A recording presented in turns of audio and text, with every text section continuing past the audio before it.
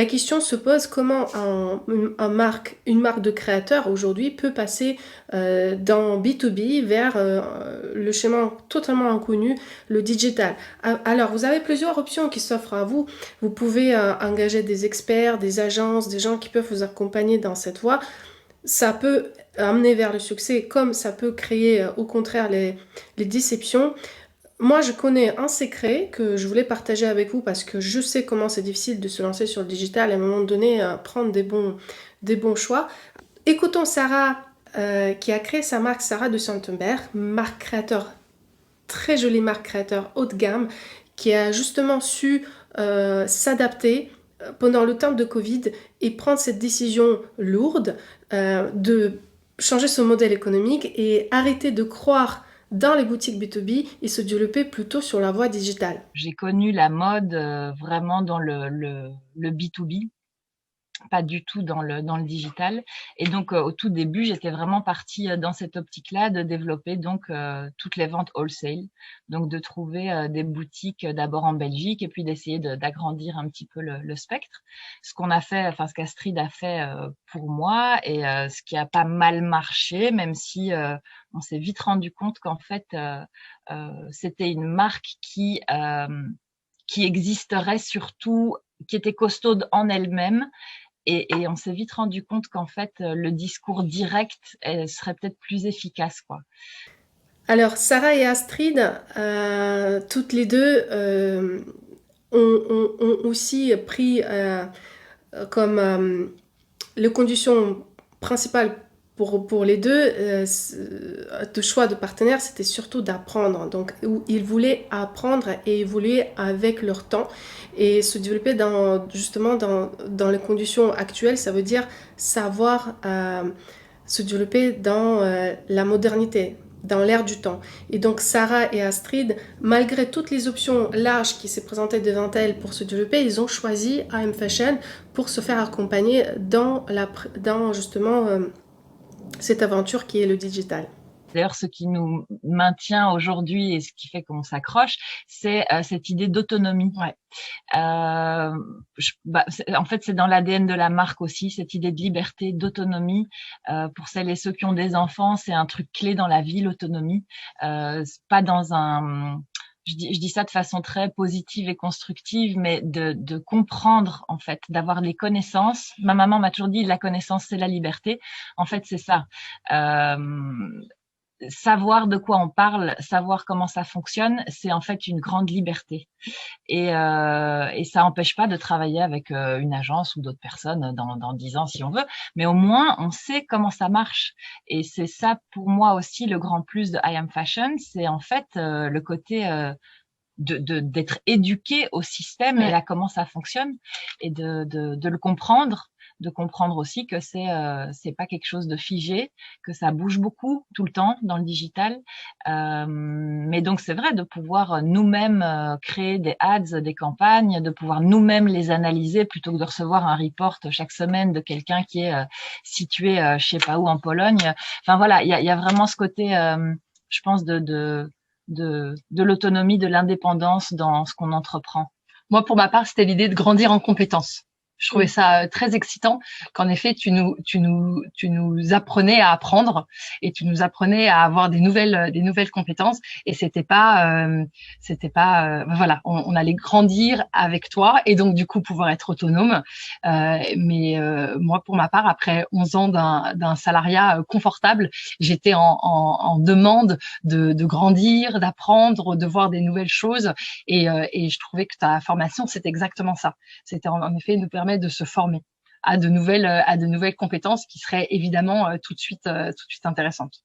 Et puis le côté du suivi évidemment, parce que c'est pas juste des vidéos que tu regardes et puis il se passe plus rien.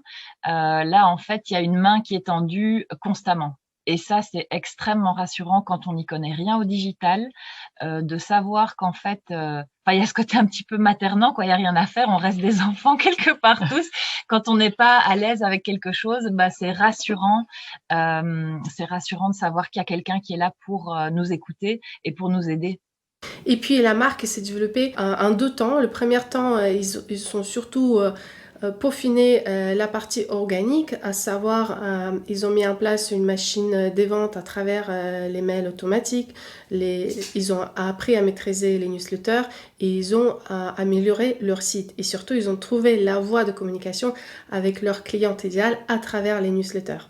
Et la deuxième phase, qui était la phase d'accélération, ils ont mis en place les Facebook Ads. Les Facebook Ads, justement, leur a permis de stabiliser leur chiffre d'affaires et vraiment croître.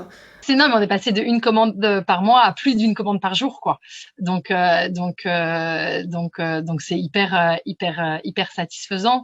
On s'est rendu compte que c'est plein de mini paramètres qui rentrent en compte. C'est le dynamisme sur Instagram, la présence avec des stories, l'amélioration du site, la facilité la facilitation de l'achat, de l'acte d'achat sur le site, les newsletters. On a trouvé que c'est très le fait que tu nous aies aussi envoyé vers des bons outils comme Omnisend avec lequel on est super content de travailler. Alors Google Analytics, de pouvoir avoir une meilleure visibilité sur ce qui se passe, et donc du coup de voir que c'est tous ces petits éléments, plus évidemment les Facebook Ads. On s'est rendu compte avec les Facebook Ads qu'on avait des clients existants qui rachetaient plus.